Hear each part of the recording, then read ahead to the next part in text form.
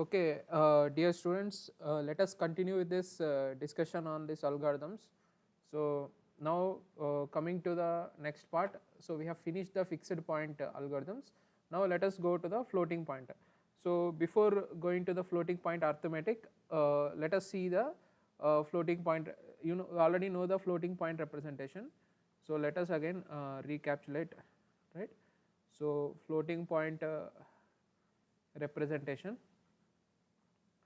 So you know that any floating point number is represented with three issues. One is sign, this is 1 bit, right. So for example, if this is 0, it is a positive number, if it is 1, it is a negative number. The next bits constitutes the exponent, right, and the remaining bits constitutes the mantissa. So like that the floating point number is divided into three things. So for example, I may assume that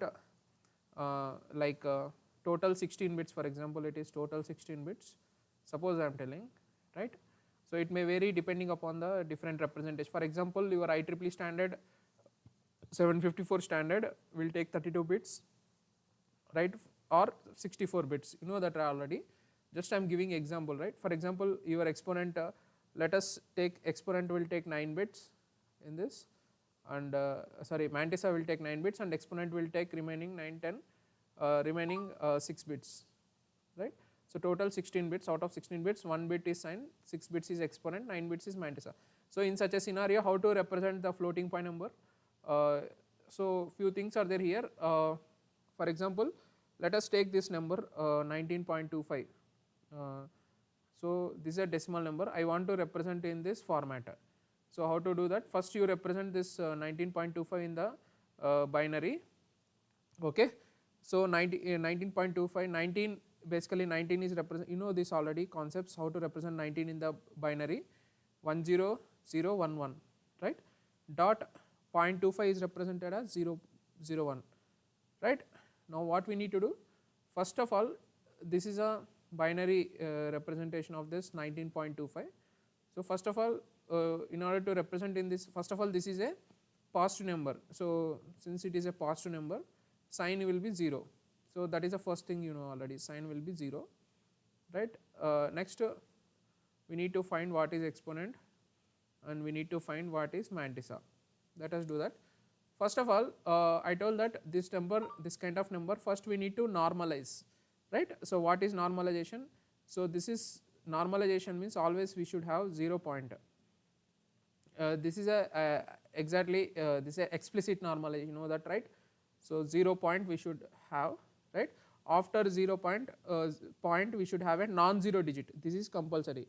So what to do that? So shift this 1 2 3 4 5 times, right. So shift this 5 times, so 1 0 0 1 1 0 1. So whenever we shift this 5 times, we need to multiply by 2 power 5. In kind of decimal we multiply 10 power 5, but in case of binary we need to multiply 2 power 5, okay. Now once we do this, right, so this is the mantissa, right, you know that this is the mantissa, and 5 is the exponent, 5, this is the actual exponent, right. But what I told, we will did not store the actual exponent, we will store the, what I told, normalize, we store the biased exponent. So instead of actual exponent, we always store the biased exponent. How to find the biased exponent? We need to add the bias, 5 plus bias. So for example, let me suppose bias, since we have E is equal to 6 bits, suppose bias I find 2 power 6 minus 1, for example bias, if I find based on 6 bits 2 power 6 minus 1, that is 2 power 5, that is 32, okay.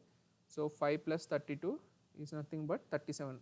So if I represent 37 in binary, that is 100 101, this is the 37 in binary, 37 in binary, right. So this is the exponent. Now let me write here, exponent is nothing but 100 101. So exponent is 6 bits, right. So what about Mantissa? Mantissa is here, so 1 0 0 1 1 0 1.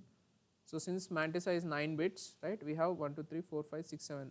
So extra zeros I need to add here, right, I told that. So these are the extra 0, since it is point after the fraction number, I need to add zeros here, right. So this you need to take care.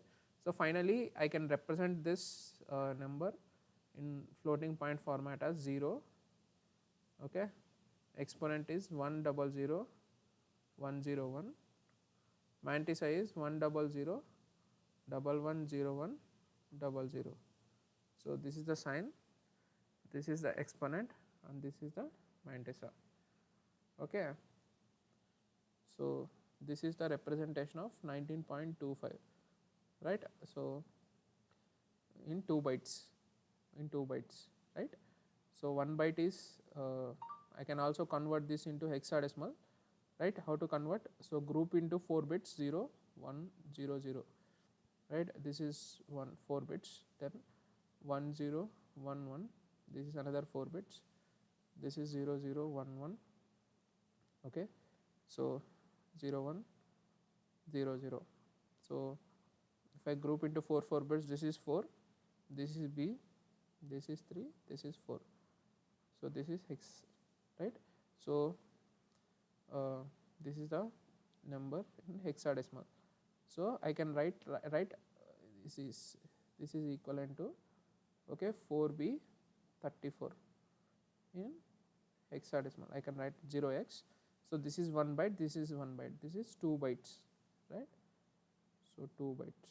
So whenever I want to store, computer will allocate 2 bytes. That is the meaning. So you know that, right, for integer 2 bytes, 4 bytes, depending upon the compiler. Like that, for suppose if I give your compiler this is the format, so your system will store this whenever I declare this number and initialize with 19.25. So in a computer memory, these 4B and 34, these 2 bytes are stored in a computer memory. This is the meaning of this, right. So as a you should know, first of all, so what is a conclusion? So floating point number, we have sign, we have exponent, we have Mantissa. Mantissa is always normalized number and exponent is always biased number, right. So these points you remember, right, for understanding the further arithmetic, floating point arithmetic. Thank you very much.